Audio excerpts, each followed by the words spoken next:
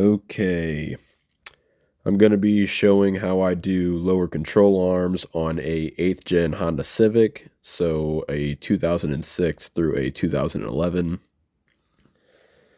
I'm also going to be replacing my lower ball joints and my sway bar end links, and I'm going to be showing clips from both sides here, so just so you don't get confused. I was able to pick up a set of control arms with ball joints, tie rods, and end links for around 70 bucks. My car has over 200K now, and I'm getting a clunk over bumps. I've already replaced my struts, so I know it's my end links that are causing the clunking noise. But for the price, I'm just going to replace all of it. I'm starting with the brake caliper, and I am removing the entire bracket and caliper as one piece. There are two 17mm bolts in the back here to remove that. I usually just find somewhere safe to hang it up and out of the way. Next, you can remove your axle nut. It is a 36mm. I just use my 1/2 inch impact for that. Then you have two 17mm bolts with 19mm nuts to remove your knuckle from your strut. Then you will either have a 17mm or a 19mm nut and cotter pin to remove your outer tie rod end. You can remove the tie rod without damaging it by hitting the knuckle with a hammer or an air hammer if you have it, just right on the outside of the metal there.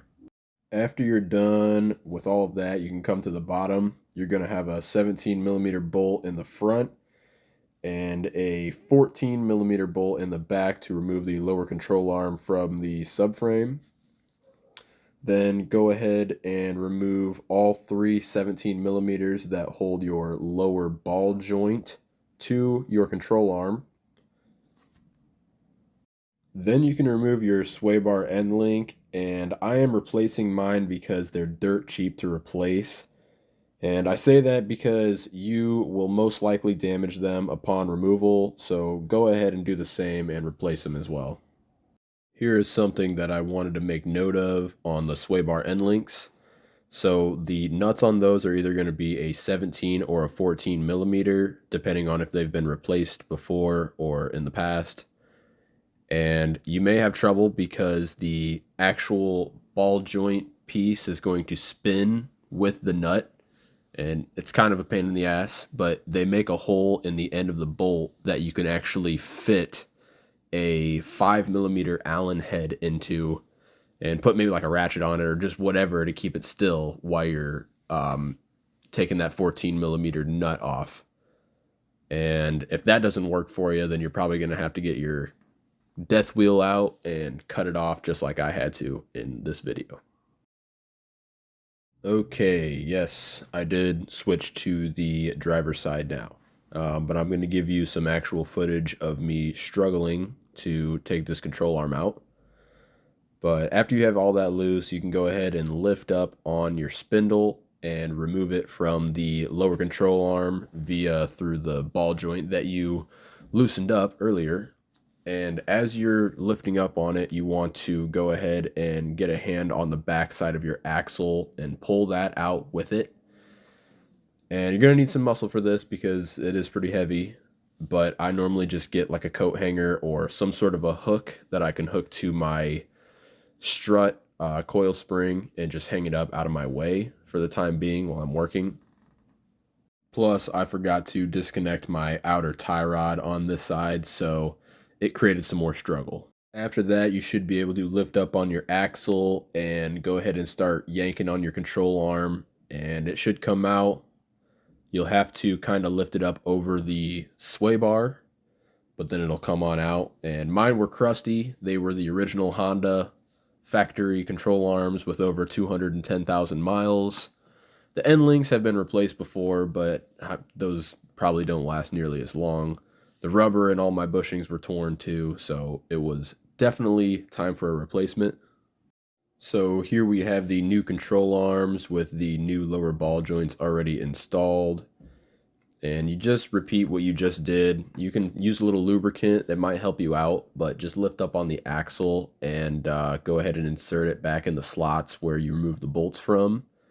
And if you work with it a little bit, it should pop back into place to where you can line your bolt holes up and get those back in there and started. I would keep them loose for the time being while you're jostling everything around. It'll be easier to line everything up with it loose. And then once you have everything in the right spot, you can go back through and tighten it all down. Now you've still got to remove the old ball joint from the back of the spindle or knuckle. To do that, you will have, again, either a 17 or 19 millimeter nut and cotter pin, depending if they have been replaced before, and go ahead and remove that.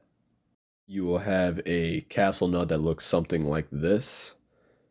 But once that's removed, then you can go ahead and get a hammer and bash the hell out of the ball joint to get it to pop out of the bottom of the knuckle.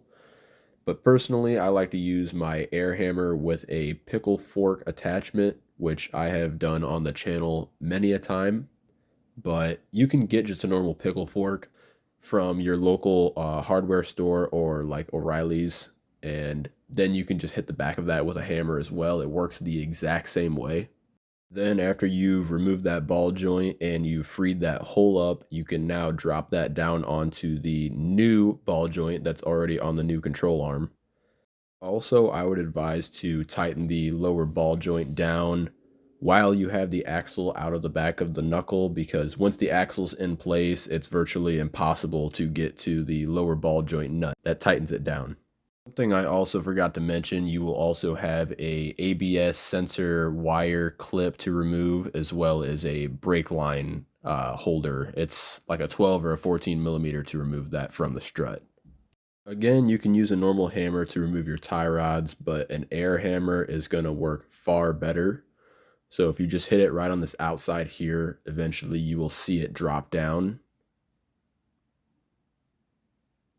Just like that, and then you can loosen the nut the rest of the way and remove your tie rods without damaging them if you don't plan to replace them.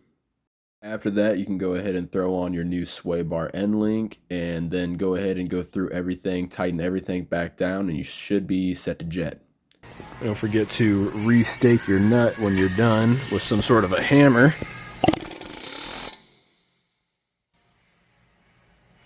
So that she won't spin off on you.